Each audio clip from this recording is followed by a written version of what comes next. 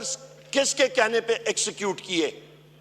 आज मसला ये बन रहा है जनाब स्पीकर कि एक इंस्पेक्टर उठ के ये कर सकता है, कल वो आपकी गाड़ी रोकेगा और कहेगा कि मुझे ऊपर से ऑर्डर आया है। कहां से ऑर्डर आया है, इसकी हम लोग डिमांड करते हैं जनाब स्पीकर। और ये भी सिर्फ नहीं, वहां पे रेंजर्स खड़ी थी, वहां पे एफसी खड़ी थी, इस्लामाबाद पुलिस खड़ी थी और उनको इस इंस्पेक्टर मुश्ताक ने ऑर्डर किया, इशारा किया कि इन पे लाठीचार्ज चलाओ और शुरू करो टीयर गैसिंग। ये तो कुदरत ने, इस तरह हुआ कि आपका असेंबली का स्टाफ था, उन्होंने जो है इंटरवीन भी किया और हमने बमुश्किल उस गेट को खुलवा के हम लोग इस प्रेमिसेस के अंदर आए।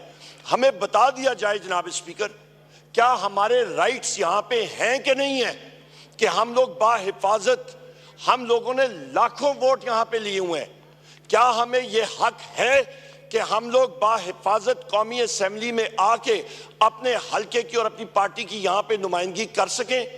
या तो हक नहीं है तो हमें बता दें कि ये असेंबली रिडंडेंट हो गई है और यहां पे बैठने का ये वन वे ट्रैफिक चलेगी, ये एक एको चेंबर चलेगा, यह हमें बता दिया जाए। और या इसके साथ आप, जो मुझे और मेरे साथियों को तवक्को है कि आप हक और सच का साथ देंगे, तो फिर जनाब स्पीकर आपको इमीडिएटली इस पे एक्शन लेना चाहिए और इस इंस्पेक्टर मुश्ताक और इसके ऑफिसर्स आईजी से लेके नीचे तक इन लोगों को बरतरफ करना चाहिए और इनके खिलाफ एक्शन लेना चाहिए को उन्होंने अवाम के इलेक्टेड नुमाइंदगान के खिलाफ ये एक्शन किया नहीं, सोचा भी कैसे, ये आपसे एक रूलिंग चाहिए। नंबर 2 जनाब स्पीकर, एक अहम, बहुत अहम पॉइंट जनाब स्पीकर के आपके पास, आपके सेक्रेटेरिएट के पास, मैं अपने वज़ीर आज़म इमरान खान साहब का और अपने साथियों का, अपनी पार्टी का दिली तौर पे मैं मशकूर हूँ जिन्होंने मुझे इस काबिल नाचीज़ को समझा कि बहैसियत लीडर ऑफ दी अपोजिशन इन्होंने वो कागजात जो हैं वो आपको अरसाल कर दिए, उसकी स्क्रूटनी हो रही है।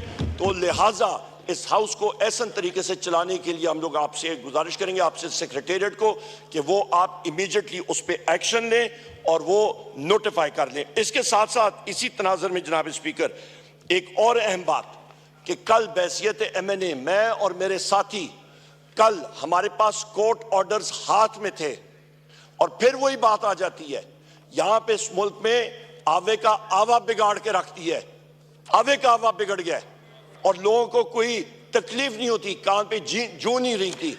हमारे पास कोर्ट ऑर्डर्स थे कि हम लोग अपने महबूब कायद वज़ीर आज़म इमरान खान साहब के पास मिलने के लिए जा रहे थे।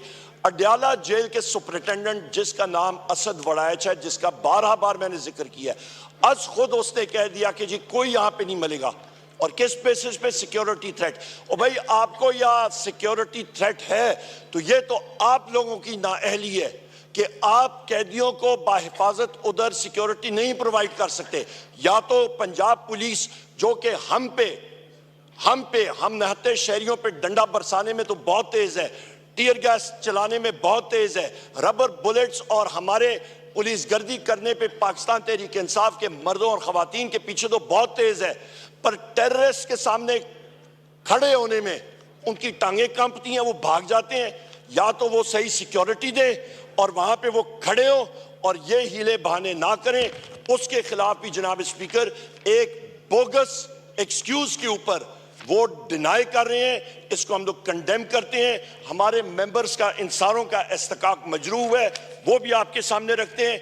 तीसरी अहम चीज जनाब स्पीकर, मेरे यहाँ पे साथी, यहाँ पे एक सीनियर कानूनदान जनाब बैरिस्टर लतीफ खोसा साहब, इनको और बैरिस्टर सरदार लतीफ खोसा साहब, शुक्रिया जनाब राना साहब, बैरिस्टर सरदार लतीफ खोसा साहब, इनका इस्तिकाक मजरूह है।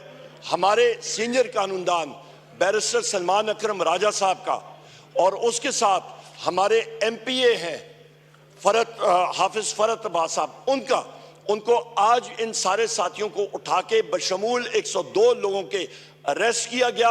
हाफिज फरत आज भी जेल में है। यहाँ पे बैरिस्टर हमारे सरदार लतीफ खोसा साहब को, इनको जनाबे वाला यहाँ पे इनको हरासा किया गया, इनको अरेस्ट किया गया, और बैरिस्टर सलमान अकरम राजा साहब को हम लोग शदीद मुज़ामत करते हैं।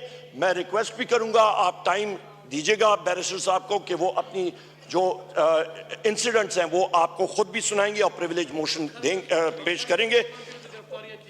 एक और चीज सर, पूरे पंजाब में से 102 से ज्यादा लोग, चाहे वो भक्कर हो, पूरे पंजाब से अरेस्ट हुए थे और हमारे महबूब कायद से किस कायदे और कानून के तहत 15 दिन के लिए उनको मिलने से हमें दूर रखा जा रहा है? किस कानून के तहत?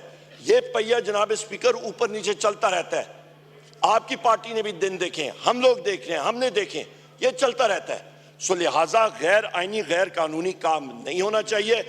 आखिरी और एक और चीज जनाब स्पीकर, एक और बहुत अहम चीज कि हमारी यहाँ पे मेंबर कौमी असम्बली है शंदाना गुलजार साहिबा, FIA ने आपको खत लिखा इनके बारे में, इनका भी प्रिविलेज मोशन ये है और खुद ये आपके पास सरसाल करेंगी, आप यहाँ पे आके सेक्रेटरी साहब को सबमिट करेंगी।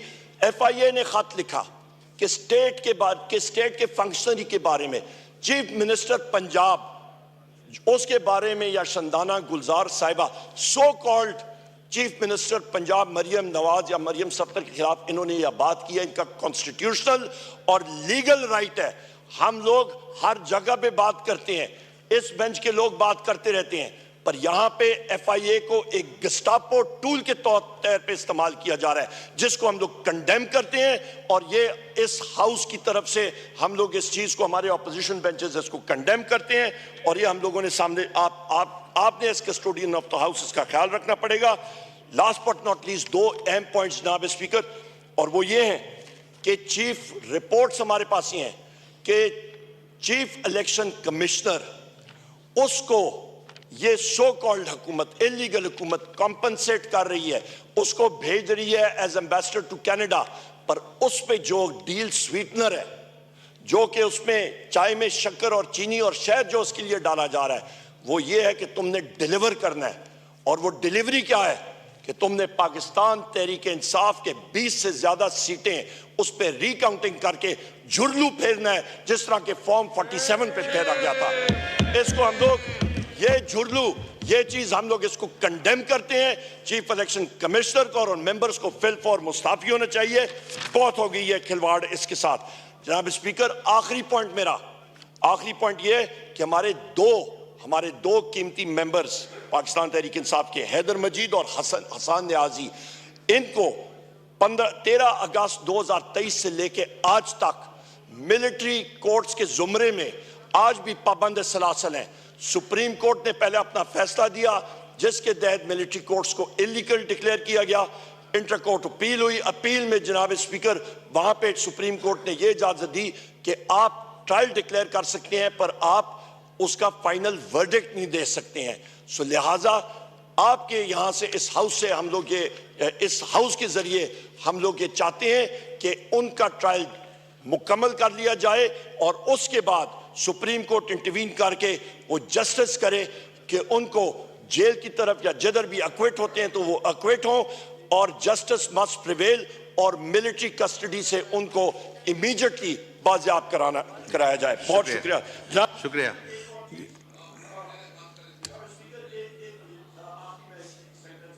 जी, उमर अयूब साहब का माइक खोलें। थैंक यू जनाब स्पीकर, मैं यहाँ पे आपसे गुजारिश करूंगा कि कल मैंने खुद बैसियत MNA और मेरे सारे साथी हमने अप्लाई किया हुआ है कि हम लोग मिलना चाह रहे हैं अपने महबूब कायद प्राइम मिनिस्टर इमरान खान साहब से अडयाला जेल में।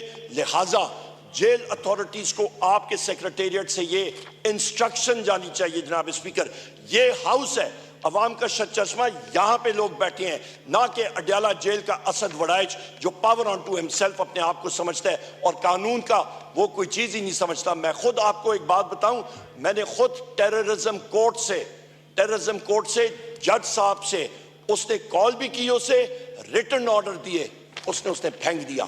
ये हालात है पाकिस्तान में जनाब स्पीकर। यहां पे फिर कहते हैं कि जी इन्वेस्टमेंट आएगी। कौन सी इन्वेस्टमेंट आएगी जनाब स्पीकर? जब यहां पे रूल ऑफ लॉ नहीं होगा तो क्या होगा? यहां पे कल मैं टेररिज्म कोर्ट में बैठा था, आपको ताज्जुब होगा ये आपके पंजाब पुलिस ने मुझ पे जो इस वक्त पर्चे हुए तकरीबन 35 से ज्यादा FIRs हैं, उनके एक पर्चा जो हुआ है, मेरी एक बात सुन ले इंपॉर्टेंट जनाब स्पीकर, इनकी अकल देखें एक पर्चा किया कि जी उमर अयूब ने 35,000 या 40,000 का मोटरसाइकिल चुराया है। ये सितम जरीफी देखें, ये हालात देखें। ये किसी के ऊपर चौधरी शुजात हुसैन साहब के टाइम पे एक टाइम पे उन पे भैंस चोरी का मुकदमा लगा था। आजकल किसी पे मोबाइल चोरी का लग रहा है, मोटरसाइकिल चोरी लग रहा है। एक दूसरा लगा कि जी हमने पुलिस के दस्ताने चोरी किया। भाई हमने करना क्या है? आपका पॉइंट आ गया। बहुत शुक्रिया जी।